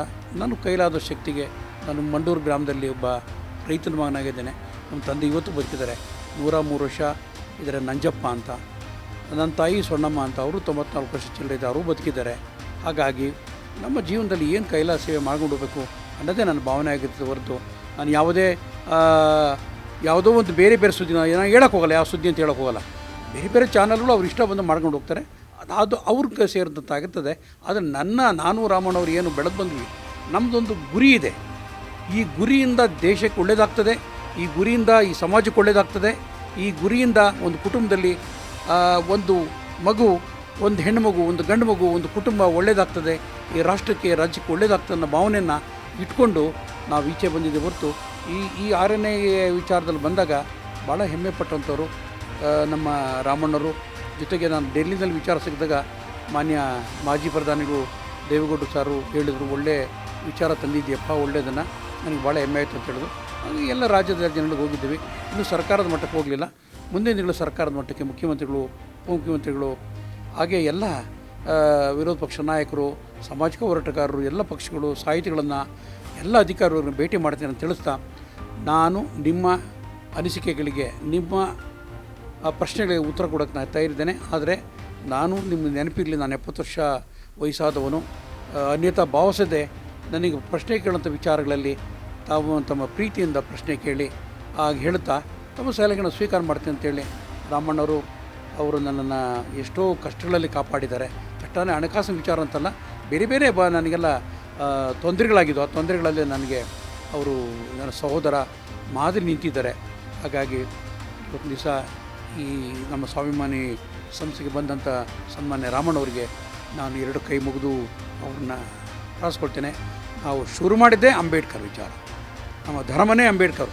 ಇವತ್ತು ಒಂದು ಹೇಳ್ತೀನಿ ಈ ರಾಜ್ಯ ಜನತೆಗೆ, ಬಾಬಾ ಸಾಹೇಬ್ ಅಂಬೇಡ್ಕರ್ ಅವರು ಈ ವಿಚಾರಗಳನ್ನು ಒಬ್ಬ ವ್ಯಕ್ತಿಗೆ ಏನು ಸ್ವಾತಂತ್ರ್ಯ ಬೇಕು, ಯಾವ ವ್ಯಕ್ತಿ ಏನು ಮಾಡಬೇಕು ಅನ್ನೋದನ್ನು, ಈ ಮಾಧ್ಯಮಗಳನ್ನು ಯಾರು ಮಾಡಬೇಕು, ಯಾರಿಗೆ ಹಕ್ಕಿದೆ ಅಂತ ಏನು ಬರೆದ್ರು, ಅದರ ಉದ್ದೇಶನೇ ಬಾಬಾ ಸಾಹೇಬ್ ಅಂಬೇಡ್ಕರ್ ಕೊಟ್ಟಂಥ ಭಿಕ್ಷೆನೇ ಈ ಸ್ವಾಭಿಮಾನಿ ನಾನು ಇವತ್ತು ನೋಡ್ತಕ್ಕಂಥದ್ದಕ್ಕೆ ಭಾವತೆ ಕೊಟ್ಟಂಥದ್ದು ಬಾಬಾ ಸಾಹೇಬ್ ಅಂಬೇಡ್ಕರ್.